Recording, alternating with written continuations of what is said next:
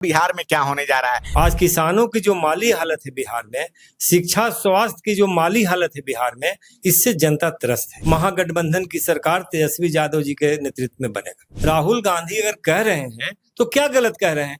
ऐसे ऐसे मतदाताओं को 1 लाख मतदाता वहां ज्यादा कर दिए गए, वहां यहाँ तो कांग्रेस के अलावा कुछ भी नहीं है। और बताइए वहां कांग्रेस की सरकार चली गई। एक साजिश है, चुनाव आयोग और भाजपा दोनों मिले हुए हैं। जो विजय सिन्हा, उनका नाम बांकेपुर में भी है और लखीसराय में भी है। अगर मन मिले नहीं रहते तो राहुल गांधी जी के साथ तेजस्वी यादव जी आते, दोनों एक साथ यात्रा कर। कोई दरार नहीं महागठबंधन में। आज सरकारी विद्यालयों को नीतीश कुमार ने, भाजपा ने एकदम जकड़ा दिया है। नमस्कार दोस्तों, स्वागत है आप सभी लोगों का फिर से एक बार द फ्रीडम वॉइस में। और हम हैं बिहार की चुनावी यात्रा पे और अभी हम टिकारी विधानसभा में हैं। और बिहार में इस बार जो है काफी कुछ होने वाला है। बिहार में अक्टूबर से नवंबर के महीने में चुनाव है। पिछले 20 सालों से जो है एनडीए की सरकार है और अब कहा जा रहा है कि जनता यहाँ परिवर्तन के लिए तैयार है। तेजस्वी यादव को लेकर कहा जा रहा है कि इस बार तेजस्वी यादव के नेतृत्व में परिवर्तन हो सकता है, क्योंकि एंटी इनकम्बेंसी है। महागठबंधन में कांग्रेस और राजद ने पूरी की तरह से पूरा का पूरा जोर लगा रखा है। तो हमारे साथ मौजूद हैं कांग्रेस के पुराने नेता हैं सत्येंद्र बाबू, जो कि टिकारी से ही हैं। सर, सबसे पहले तो आपका स्वागत है चैनल पर। धन्यवाद। तो सत्येंद्र बाबू, क्या कहना चाहेंगे सबसे पहले तो कि इस बार बिहार में क्या होने जा रहा है, क्योंकि सत्ता पक्ष तो कह रहा है कि महागठबंधन जो बात बोल रहा है वो एक तरह से वो दिन में सपने देख रहा है अपने सरकार बनाने की। क्या कहना चाहेंगे आप इस पे? देखिए, सरकार तो विगत विधानसभा चुनाव के समय भी बनते बनते रह गई। सरकार उसी समय बन जाना चाहिए था।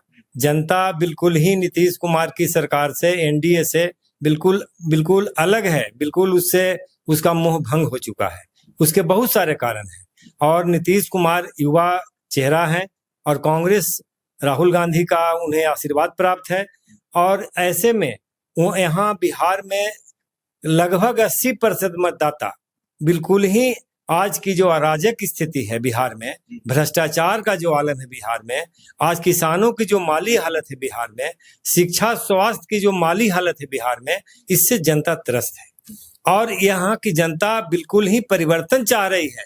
और आगामी जो विधानसभा चुनाव है उसमें 2/3 बहुमत से महागठबंधन की सरकार तेजस्वी यादव जी के नेतृत्व में बनेगा। लेकिन सत्ता पक्ष तो ये कह रहा है कि कहीं ना कहीं जो महागठबंधन है वो पहले ही अपनी हार मान चुका है।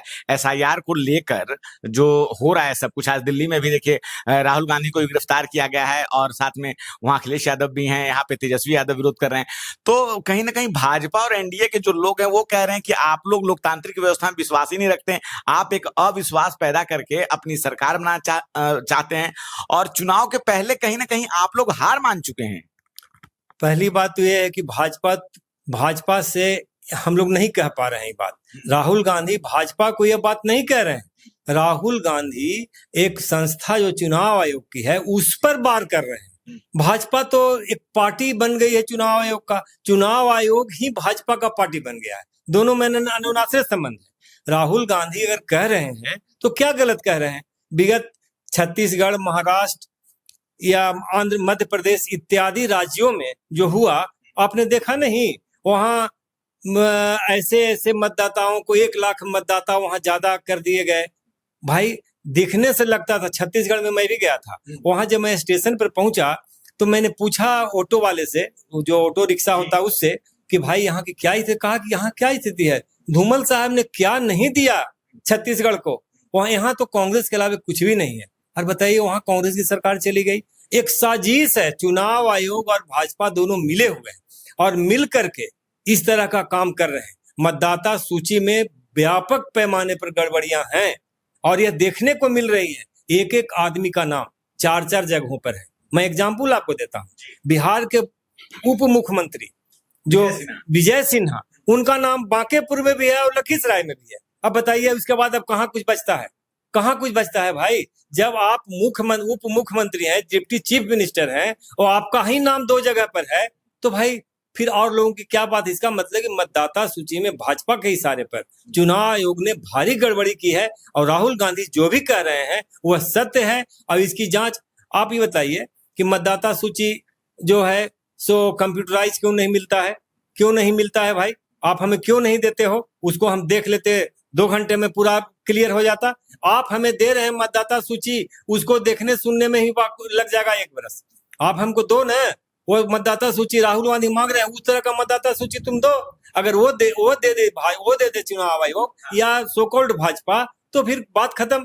भाजपा इसी तरह से विगत चुनाव में, लोकसभा चुनाव में भी इस तरह की गड़बड़ी उसने की। अगर 10 से 15 सीट भी भाजपा के पास नहीं होता तो आज भाजपा की सरकार नहीं होती। बिहार में 65 लाख लगभग जो मतदाता हैं उनके वोट काटे गए हैं। अच्छा, एक सवाल है कि टिकारी भी विधानसभा है और 243 सीटों पे चुनाव होना है, ऐसे में टिकारी भी जो है उस पे सबकी नजर है और आपको भी यहाँ से लोग जो है प्रबल उम्मीदवार के तौर पर देखना शुरू कर दिया है। समर्थकों और कार्यकर्ताओं से हमने बात की है तो वो कह रहे हैं कि सत्येंद्र नारायण बाबू जो हैं वो हमारे लिए सबसे बेहतर रहेंगे। वैसे में लेकिन और भी तो लोग हैं, तो आप पे ही विश्वास क्यों करे कांग्रेस? देखिए, कारण यह है कि मैं खानदानी कांग्रेसी हूँ। मेरे पिताजी टेकारी के पहले प्रमुख थे। जब से पंचायती राज व्यवस्था बिहार में आई, तब से लेकर के अंत समय तक, मरने तक, 1987 तक वे कांग्रेस में थे और मुखिया रहे, प्रमुख रहे। और उसके बाद मैं जब मास्टर डिग्री किया पटना यूनिवर्सिटी से, तो उसके बाद छात्र जीवन से ही मैं कांग्रेस में रहा और छात्र जीवन से कांग्रेस में रह करके कांग्रेस पार्टी के लिए हमने काम किया। 90 से लेकर के आज तक प्रत्येक चुनाव में, चाहे महागठबंधन हो या कांग्रेस हो, कोई भी समर्थित उम्मीदवार होता है उसके लिए मैं काम करता हूँ। कांग्रेस मेरे खून में है, मैं कांग्रेसी हूँ और मैं 15 सालों से प्रदेश प्रतिनिधि हूँ, डेलीगेट हूँ। 8,000 मैं मेंबर कांग्रेस का, मैंने 8-10 हजार मैंने टिकारी में बनाया है। उसके बाद महिला मान योजना है, वो हमने गांव में घूम घूम कर 30,000 मैंने बनवाया है।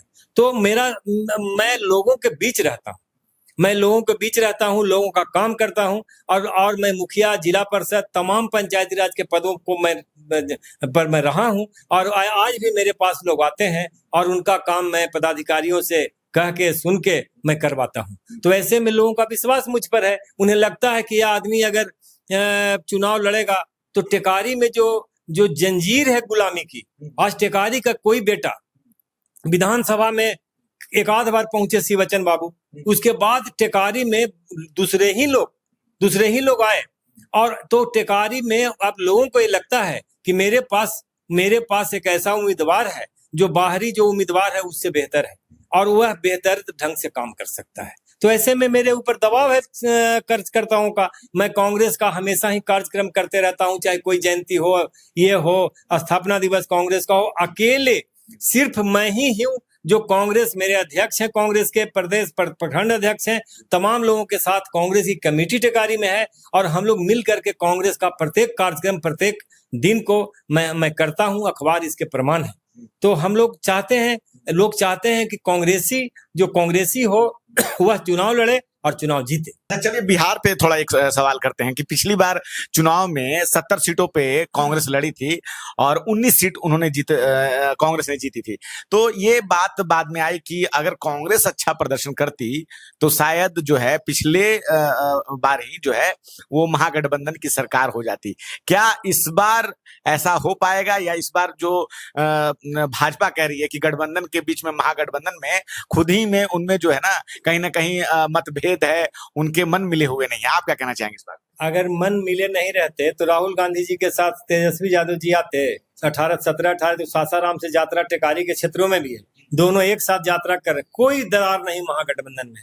और सबसे बड़ी बात मैं आपको कह रहा हूँ, यहाँ जो प्रभारी हैं कृष्णा अलावारू जी, उनसे लोगों को काफी उम्मीद है।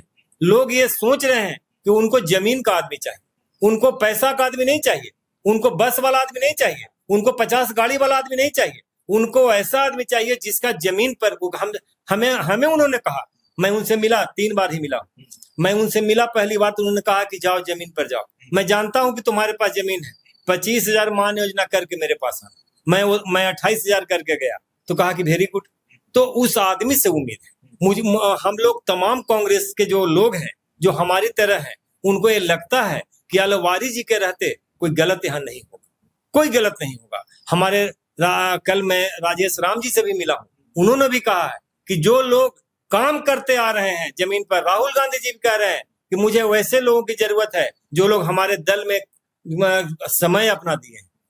बहुत सारे लोग ऐसे हैं जो आ जाते हैं, बस लेके आ जाते हैं, गाड़ी लेके आ जाते हैं, पैसा खर्चा करते हैं। वैसे लोगों के लिए कांग्रेस पार्टी कह रही है कि नहीं, वैसा नहीं होगा। जो हमारे कार्यकर्ता हैं, जिन्होंने 5-10 साल कांग्रेस को दिया है, उस आदमी के साथ हम भी 15 साल से डेलीगेट हैं, प्रदेश प्रतिनिधि हैं, 15 साल से हैं। उसके बाद कांग्रेस का अध्यक्ष रहे हैं, जिला में भी रहे हैं। तो जो हमारा अनुभव, पंचायती राज के अध्यक्ष रहे हैं, तो जो अनुभव हमारा है, उस तरह के लोगों को तरजीह देने की बात अलाहाबादी जी कह रहे हैं। चलिए एक आखिरी सवाल आपसे करेंगे।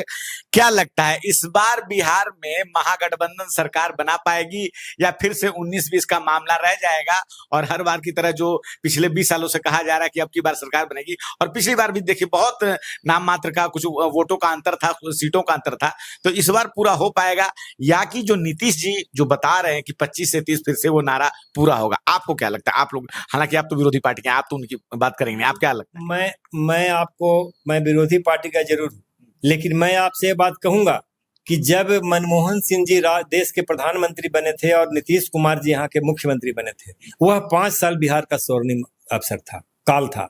जो वहाँ के 2005 से 10 की बात कर रहे हैं। यस, जो ग्रामीण विकास मंत्री थे रघुवंश प्रसाद, रघुवंश बाबू, पूरा पैसा बिहार को उन्होंने दे दिया था, तभी ये सड़कें बनी हैं।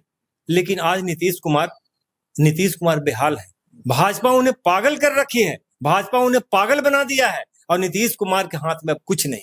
नीतीश कुमार अपना आपा खो चुके हैं, ये सरकार बिल्कुल ही आपा खो चुकी है। और आपको मैं आज मैं स्पष्ट कहता हूं कि यहाँ महागठबंधन की सरकार 2/3 बहुमत से सरकार बनने वाली है।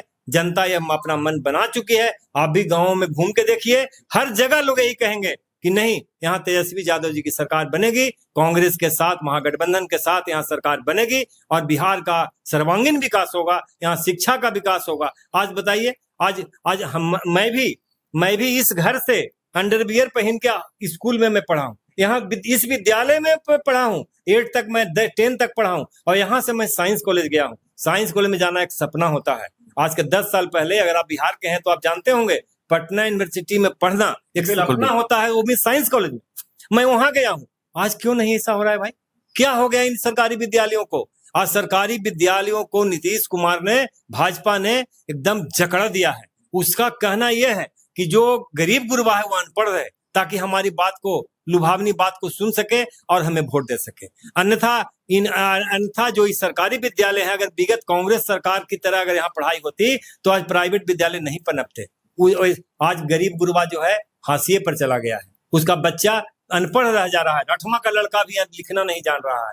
तो ऐसे में आप निश्चिंत रहिए, मैं दावे के साथ कह सकता हूं कि नीतीश कुमार की सरकार जा रही है, एनडीए की सरकार जा रही है और यहाँ महागठबंधन की सरकार 2/3 बहुमत से बनेगी और आदरणीय तेजस्वी यादव जी मुख्यमंत्री बनेंगे। सत्येंद्र बाबू जी, आपने हमें समय दिया, बहुत बहुत धन्यवाद। थैंक्स। तो हमारे साथ बात कर रहे थे सत्येंद्र नारायण प्रसाद, जो कि टिकारी विधानसभा से हैं और इस बार कांग्रेस इनको प्रबल उम्मीदवार के तौर पे देख रही है। अभी और भी लोगों की बात चल रही है, लेकिन सबसे ज्यादा जो बात चल रही है वो सत्येंद्र बाबू की बात चल रही है। ऐसे में पार्टी तो आगे फैसला लेगी और बिहार में अक्टूबर से नवंबर के महीने में चुनाव होना है। चुनावी ऊंट किस करवट बैठेगा ये बताना मुश्किल है, लेकिन एक बात तय है कि जिस प्रकार से एंटी इनकम्बेंसी है और जब हम जनता से बात करते हैं तो जनता भी जो है परिवर्तन की बात कर रही है। आप क्या सोचते हैं? अपनी राय हमें जरूर बताएं। मैं रंजय कुमार, धन्यवाद।